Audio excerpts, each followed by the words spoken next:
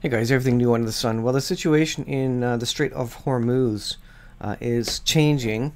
Iranian guards naval buildup at Hormuz. U.S. monitors. Israel warns. And there's a bunch of stuff going on with Israel recently. This is a DEBCA file, DEBCA military intelligence website from August 2nd, 2018. Shortly before a new round of U.S. sanctions, Iran's Revolutionary Guard Navy is building up its maritime forces at the Strait of Hormuz, ready to launch an exercise, quote-unquote, at 48 hours notice. So they're going to do an exercise there. They're there and strong, and this could disrupt the world oil supply, and this is a serious problem. This means the U.S. is probably going to go in there and do something about it, because the U.S.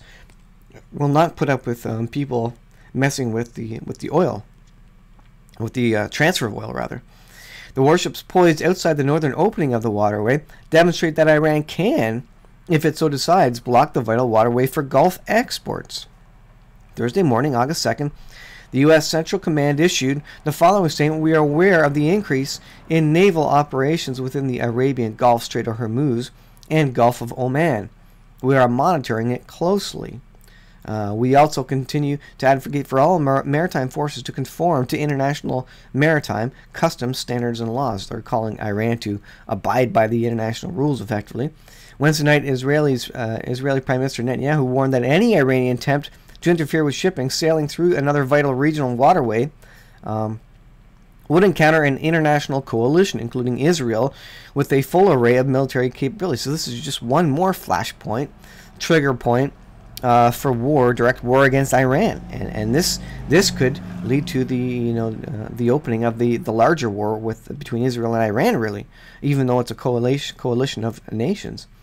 Our sources, DEBCA file writes, liken the current climate surrounding a possible U.S.-Iranian summit to that which led up to Trump's Singapore meeting with North Korea's Kim Jong-un.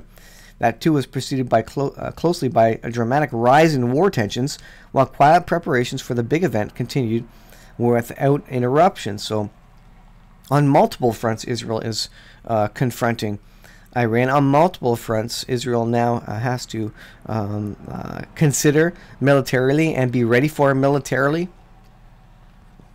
Well, there's a number of stories otherwise about the situation in Israel and Russia. And so the latest news about the border is that Israel apparently has agreed, for this is from J-Post, a Russian envoy says Israel agrees to the removal of Iranian troops to 85 kilometers from Golan. Russia and Israel have reached an agreement to remove Iranian forces at least 85 kilometers from the Golan border.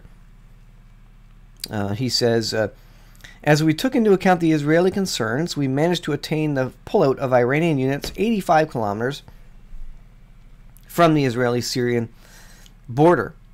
So that's what they're saying. Interestingly, in Iran, Parliament summons Rouhani as the economy falters under U.S. pressure. So the Iranian Parliament is calling the leader Rouhani to ask him to tell them what's up about the economy and why is the economy doing so badly. So you could see a revolt against Rouhani even in front of parliamentarians.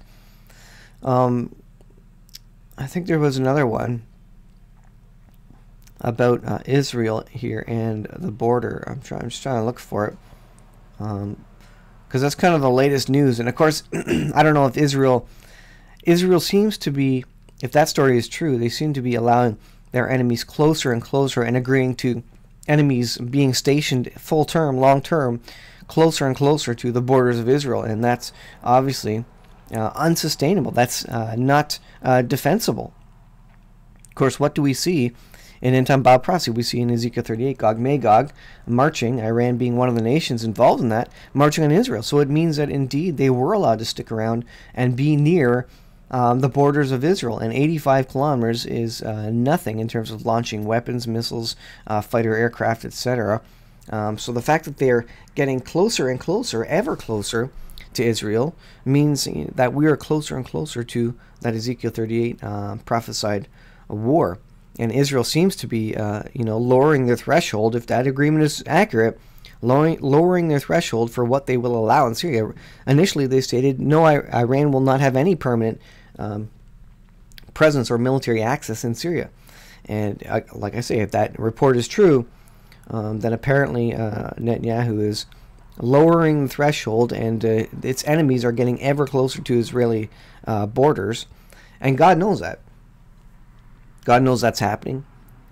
It's part of a longer-term plan, or at least a realization of what's occurring, the purpose of which is to show God's power to the people of Israel when their IDF cannot protect them anymore. And the IDF is very strong right now, and they will win some battles, but there will be some battles they will start losing, and that starts with Ezekiel 38, where they're starting to be pushed back and overwhelmed. And then the people of Israel call upon the name of Yeshua, call upon the name of God, and God protects them from this invasion, this Gog-Magog invasion, because the enemies are so close to Israel's border. IDF can't do anything about it. They couldn't even launch a nuclear weapon because it's too close to Israeli civilians. So at that point in time, it's too late to use any kind of larger long-range weapons.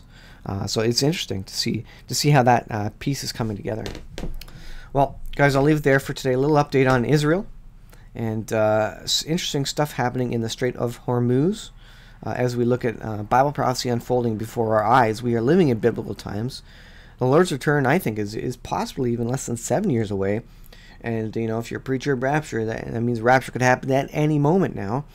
I'm starting to lean in, fall into the understanding of, 3.5 years being the tribulation, and after the tribulation of 3.5 years, then the Lord returns, because that's when the sun and the moon go dark, and that speaks to his return.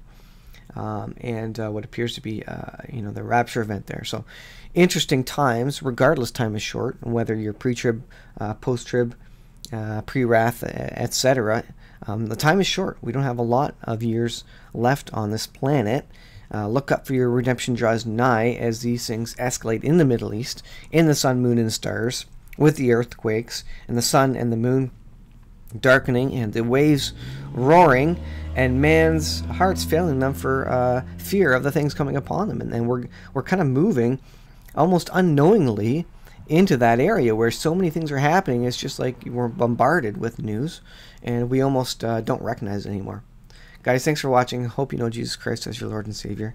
He's coming back shortly. We'll see you guys in the next video.